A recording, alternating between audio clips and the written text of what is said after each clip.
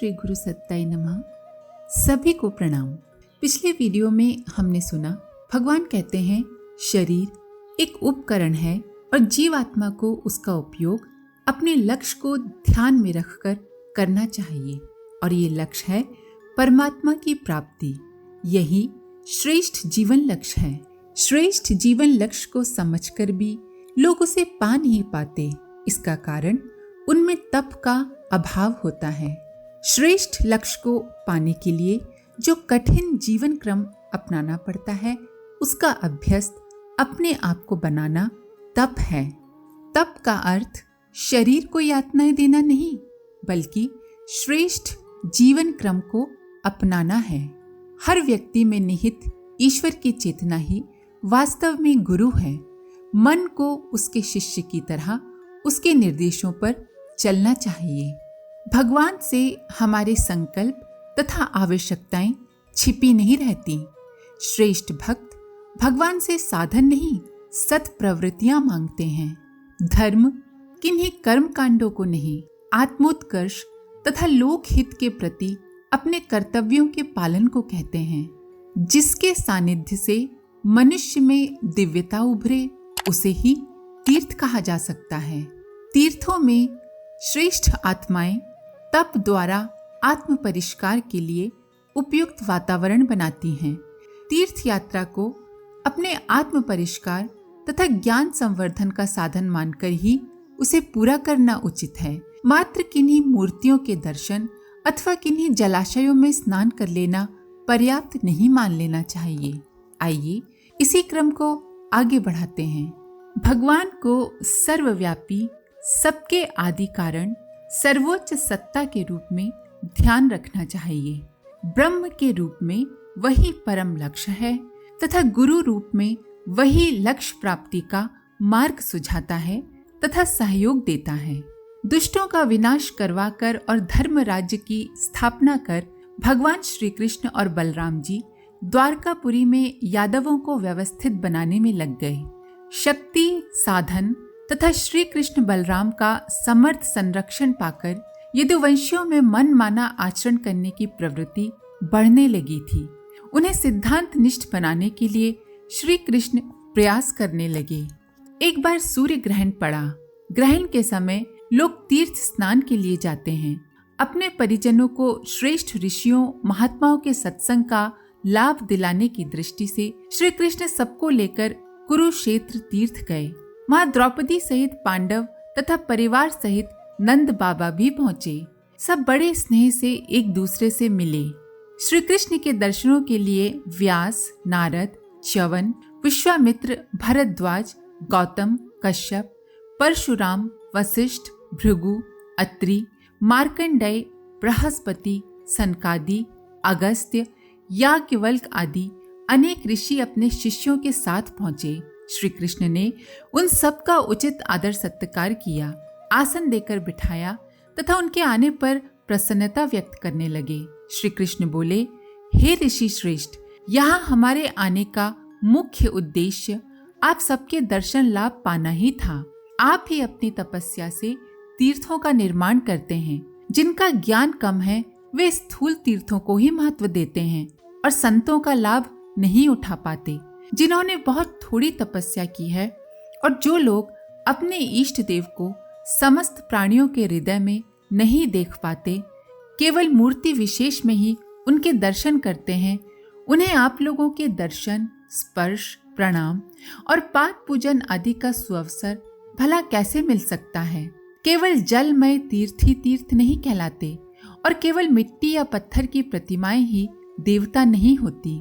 वास्तव में संत पुरुष ही तीर्थ और देवता हैं।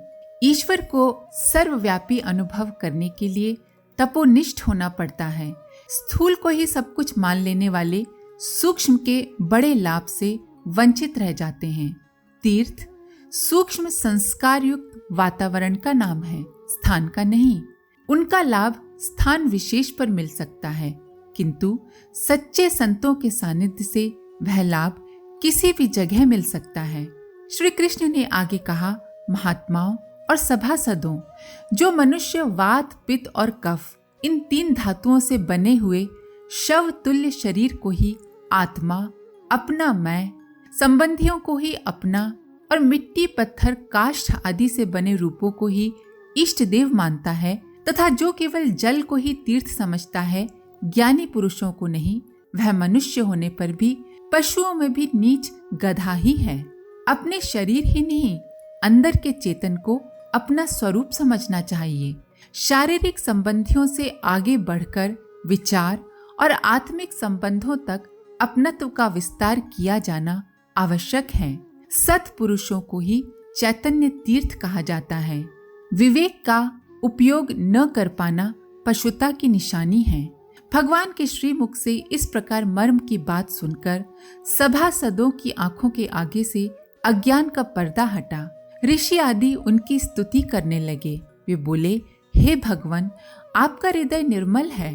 तपस्या, स्वाध्याय और संयम आदि के द्वारा हृदय में आपके साकार, निराकार रूप और दोनों के अधिष्ठान स्वरूप परब्रह्म का साक्षात्कार होता है। निर्मल हृदय में ही भगवान का बोध होता है। प्रभु की अनुभूति साकार हो या निराकार अपने अंदर ही होती है, बाहर नहीं। ऋषिगण जब स्तुति कर चुके तो वसुदेव जी ने उनसे अपने कल्याण के लिए सलाह मांगी। ऋषियों को इस पर बड़ा आश्चर्य हुआ कि वे भगवान कृष्ण के होते हुए भी हमसे क्यों मार्गदर्शन चाहते हैं। तब नारद जी ने उन्हें समझाते हुए कहा कि वसुदेव जी कृष्ण के प्रति बच्चे का भाव रखते हैं, इसलिए उनसे दिव्य ज्ञान पाने की कल्पना नहीं कर पाते। फिर मनुष्य का स्वभाव है कि जो सुगमता से उपलब्ध होता है उसका महत्व नहीं समझ पाता। नारद जी बोले, बहुत पास रहना मनुष्यों के अनादर का कारण हुआ करता है। देखने में आता है गंगा तट पर रहने वाला व्यक्ति गंगा जल छोड़कर अपनी शुद्धि के लिए दूसरे तीर्थ में जाता है। मनुष्य को जो प्राप्त है उसका सही मूल्यांकन करके लाभ उठाने का अभ्यास किया जाना चाहिए। नारद जी का संकेत समझकर ऋषियों ने वसुदेव जी तथा अन्य नागरिक सदगृहस्थों के लिए उचित मार्ग का उपदेश दिया। उन्हें अपने पारिवारिक कर्तव्यों से जल्दी मुक्त होकर परमार्थ परायण तपस्वी जीवन अपनाने की सलाह दी। ऋषियों ने कहा, वसुदेव जी, विचारवान पुरुष को चाहिए कि यज्ञ, दान आदि के द्वारा वित्तेषणा अर्थात धन का मोह तथा समय का प्रभाव देखकर स्त्री पुत्रादि की ऐषणा तथा लोकेषणा अर्थात यश का मोह, इन सबको समाप्त कर दे। इस प्रकार सभी धीर पुरुष गृहस्थ जीवन में ही तीनों प्रकार की ऐषणाओं यानी कि इच्छाओं का परित्याग करके तप का रास्ता लें, ऐसा नियम है।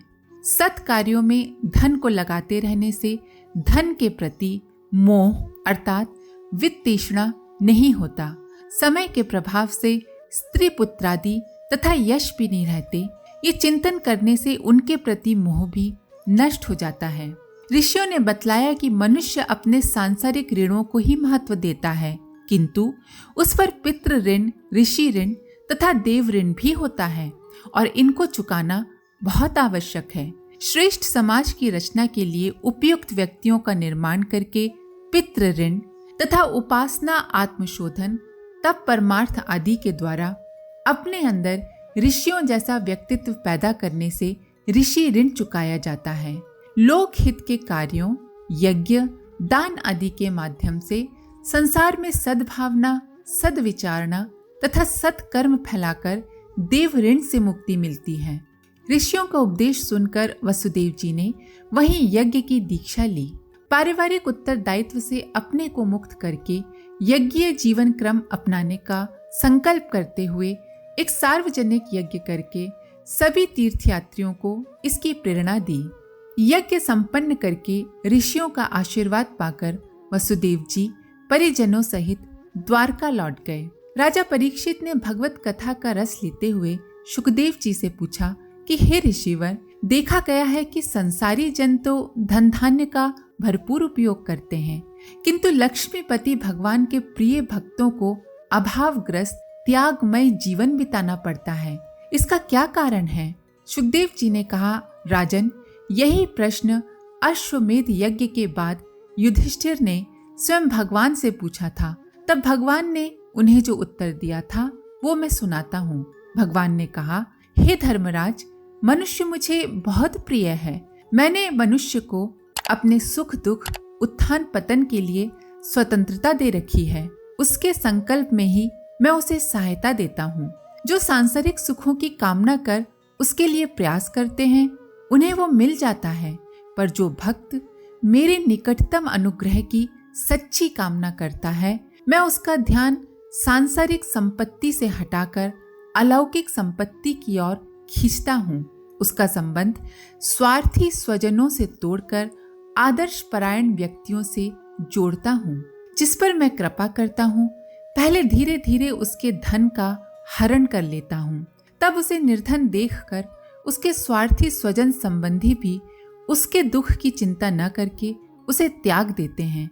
ऐसी स्थिति में जब वो धन के विषय में किए गए उद्योगों से विमुख होकर मेरे आदर्शों में लगे हुए श्रेष्ठ जनों से मित्रता जोड़ता है, तब उस पर मेरी कृपा की वर्षा होती है। धन दौलत पाने के लिए भगवान की भक्ति करना भ्रांति है। भगवान भक्त को जो अलौकिक संपदा देना चाहते हैं उसका महत्व समझें तथा आदर्शनिष्ठ जीवन अपनाएं। सुखदेव जी इस प्रकार परीक्षित का समाधान करके आगे की कथा कहने लगे। वे बोले, राजन, भगवान कृष्ण ने संसार को आतताइयों से मुक्त करके धर्म व्यवस्था बनाई। इस कार्य को उन्होंने अकेले भी किया, पांडवों तथा यदुवंशियों की सहायता से भी आगे बढ़ाया।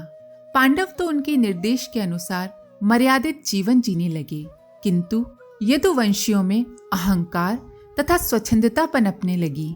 श्री कृष्ण ने सोचा कि मेरे रहते तो ये नियंत्रित हैं, किंतु बाद में ये सब स्वच्छंद होकर अनर्थ पैदा करेंगे। ये सोचकर उन्होंने अपने अंतिम कर्तव्य का निर्धारण इस प्रकार किया, ये यदुवंशी मेरे आश्रित हैं और हाथी, घोड़े, जन बल, धन बल आदि विशाल वैभव के कारण उच्छृंखल हो रहे हैं।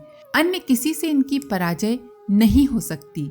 बांस के वन में परस्पर रगड़ से उत्पन्न अग्नि की तरह परस्पर संघर्ष से इन्हें समाप्त करके ही शांति संभव है। इसके बाद ही मैं मनुष्य शरीर छोड़कर अपने लोक को जाऊंगा।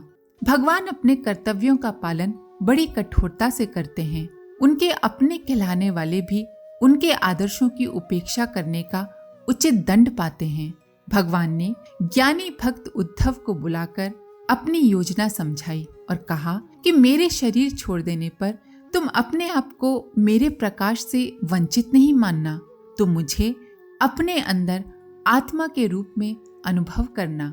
इसका ढंग बतलाते हुए भगवान बोले, तुम पहले अपनी समस्त इंद्रियों को अपने वश में कर लो और चित्त की समस्त वृत्तियों को भी साध लो। फिर ऐसा अनुभव करो कि ये सारा जगत अपनी आत्मा में ही फैला हुआ है और आत्मा मुझ सर्वात्मा इंद्रियातीत ब्रह्म से एक है, अभिन्न है। तब ज्ञान और विज्ञान से भली भांति संपन्न होकर तुम अपनी आत्मा को सभी शरीरधारियों की आत्मा के रूप में अनुभव करके संतुष्ट हो जाओगे। इसलिए किसी भी विघ्न से तुम पीड़ित नहीं हो सकोगे। अंतःकरण में ईश्वर के साक्षात्कार की ये सीढ़ियां भली प्रकार समझकर उनकी साधना करनी चाहिए। आत्म तत्व का अनुभव होते ही मनुष्य अपने आप को ईश्वर की तरह सर्वव्यापी अनुभव करने लगता है। उद्धव जी ने भगवान से पूछा कि योगेश्वर, अपनी प्रगति के लिए मार्गदर्शक गुरु की आवश्यकता पड़ती है। इस आवश्यकता की पूर्ति आत्मिक स्तर पर कैसे की जा सकती है? ये सुनकर श्री कृष्ण बोले, समस्त प्राणियों का, विशेषकर मनुष्य की आत्मा ही अपना उपदेशक गुरु है। वो अपने प्रत्यक्ष अनुभव और अनुमान के द्वारा अपने हित अहित का निर्णय करने में पूर्णतः समर्थ है। आत्मा ही सद्गुरु है। बुद्धि को उसी से निर्देश लेने का अभ्यास कराया जाना चाहिए। योग विशारद धीर पुरुष इस मनुष्य योनि में इंद्रिय शक्ति, मनः शक्ति आदि के आश्रयभूत मुझ आत्म तत्व को पूर्णतः प्रगट रूप से साक्षात्कार कर लेते हैं। निरर्थक कामों में इंद्रियों की शक्ति नष्ट न की जाए तो उनके सहारे से ईश्वर साक्षात्कार संभव है। मैंने एक पैर वाले, 2 पैर वाले, 3 पैर वाले, 4 पैर वाले, 4 से अधिक पैर वाले और बिना पैर के इत्यादि अनेक प्रकार के शरीरों का निर्माण किया है। उनमें मुझे सबसे अधिक प्रिय मनुष्य का ही शरीर है। भगवान ने उद्धव को समझाया कि मनुष्य आत्मा के संकेत समझने लगे तो अपनी प्रगति और सद्गति के लिए ईश्वर के संकेत किसी भी स्रोत से पा सकता है। इस संदर्भ में उन्होंने उद्धव जी को अवधूत दत्तात्रेय जी की कथा सुनाई, जिन्होंने अपने 24 गुरु घोषित किए थे।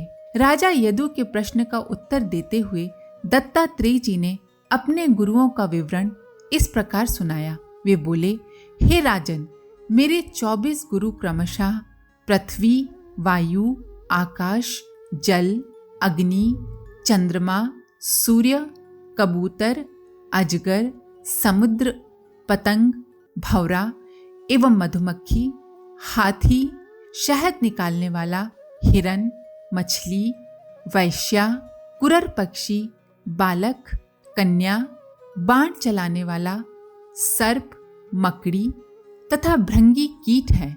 आज के लिए इतना ही। इसके आगे का अगले वीडियो में। आप सभी का धन्यवाद। ओम शांति।